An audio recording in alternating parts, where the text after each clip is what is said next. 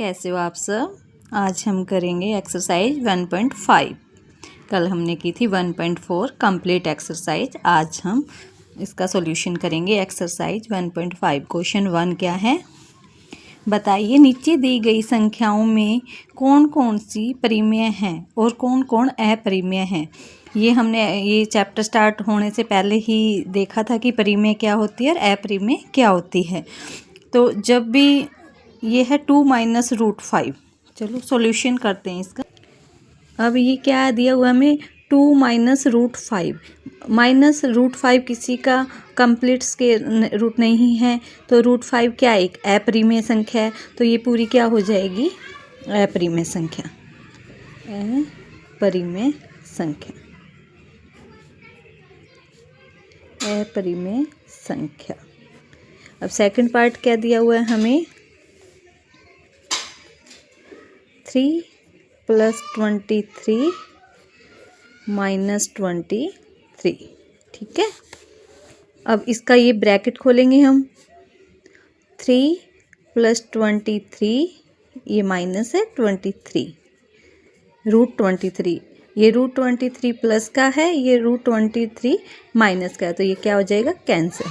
और हमारे पास क्या आ गया 3। 3 एक परिमेय है अपरिमेय, परिमेय, तो 3 क्या हुआ परिमेय, परिमेय संख्या है। समझ आया। अब आगे करेंगे हमको पार्ट इसका थर्ड पार्ट में क्या दिया है, 2√7 / 2√7। अब लिखो इसको 2√7 / 2√7, तो ऊपर भी सेम है तो ये कैंसिल हो जाएगी। यहाँ है 7, तो आंसर क्या आया 2/7। ये PYQ के रूप में लिखी जा रही है, तो ये क्या हुआ परिमेय संख्या, परिमेय संख्या। ठीक है, हाँ जी। अब हम करेंगे इसका पार्ट 4 क्या है 1/√2। अब रूट में आ गई, तो रूट में देखते ये क्या हुई अपरिमेय संख्या, अपरिमेय संख्या। ठीक है, अब इसका करेंगे क्वेश्चन नंबर 5 पार्ट 2π। अब पाई हमने इस चैप्टर के स्टार्टिंग में ही जाना था, पाई क्या एक परिमेय संख्या है। अब 2π मैंने आपको स्टार्टिंग में ही बताया था, पाई क्या होता है एक अपरिमेय संख्या। पाई अपरिमेय, तो ये जिससे भी मल्टीप्लाई होगा वो भी क्या होगा अपरिमेय। ठीक है, समझ आया। चलो अब करते हैं क्वेश्चन नंबर 2 की तरफ। क्वेश्चन नंबर 2 में हमें क्या बताना है, निम्नलिखित व्यंजकों में से प्रत्येक व्यंजक को सरल कीजिए। 3 + √3 × 2 + √2 मीन्स इनमें वैल्यू बताना है हमें। चलो करते हैं। अब हम करेंगे इसका सॉल्यूशंस। 2 का 1 पार्ट क्या है, 3 + √3 × 2 + √2। अब क्या इस सारे को इससे क्या करना है मल्टीप्लाई। सबसे पहले 3 है, 3 को इस पूरी से मल्टीप्लाई करेंगे। अब 3 को इजी के लिए आप ऐसे लिख लो, 3 × 2√3 प्लस में फिर √3 को फिर इससे मल्टीप्लाई करेंगे 2 + √3। अब 3 को 2 से किया क्या आया 6, 3 को इससे किया तो 3√3। अब प्लस 2 को √3 से किया तो क्या आया 2√3।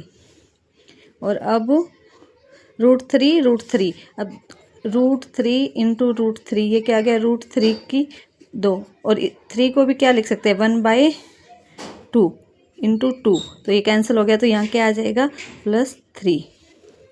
समझे। अब 6 और 3 क्या होता है 9, ये सेम है √3 3 ये है 2 ये, तो कितने हो गए 5√3। यही हमारा आंसर आया। अब इसका सेकंड पार्ट करेंगे।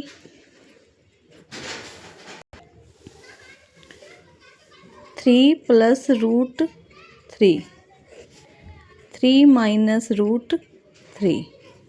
ठीक है, अब इसको इससे मल्टीप्लाई फिर इसको इससे सेम उसकी, और वैसे यहाँ फॉर्मूला भी लग रहा है ए plus B A minus B, ठीक है। डायरेक्ट करो तो एक अलजेब्रा का फॉर्मूला भी है, जैसे ए minus B A plus B, तो होता है ये A square minus B square, ठीक है। तो हम यहाँ सीधा फॉर्मूला यूज करें या मल्टीप्लाई कर लो, वैल्यू सेम ही आएंगी।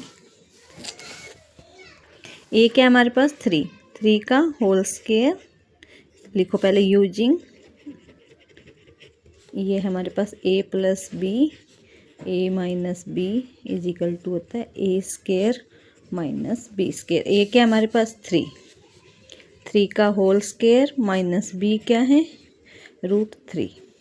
3 का होल स्क्वायर क्या होता है, यानी 3 को 2 बार लिखना है, माइनस √3, अभी बताया था √3 2 बार होगा, 3 2 है तो बाहर भी √3 को लिख सकते हैं 1/2, ये 2 से 2 कैंसिल, तो ये हो गया 3 3 जा 9 -3, ये आ गया इसका आंसर 6, ठीक है।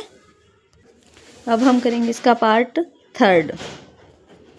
थर्ड में क्या है, √5 प्लस √2। अब ये है √5 प्लस √2 का होल स्क्वायर, तो यहाँ क्या यूज हो रहा है, a प्लस बी का होल स्क्वायर, ये किसके बराबर होता है, A square plus B square plus 2ab, ठीक है।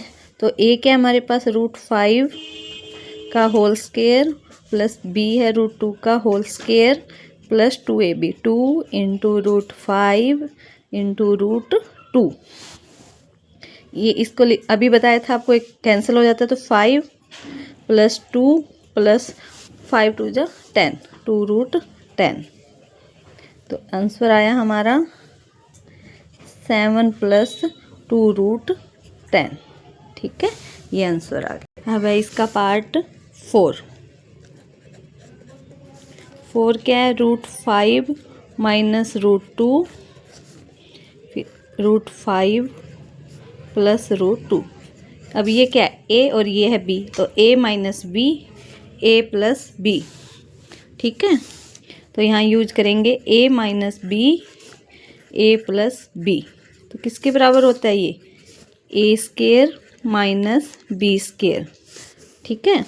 तो a क्या है हमारे पास यहाँ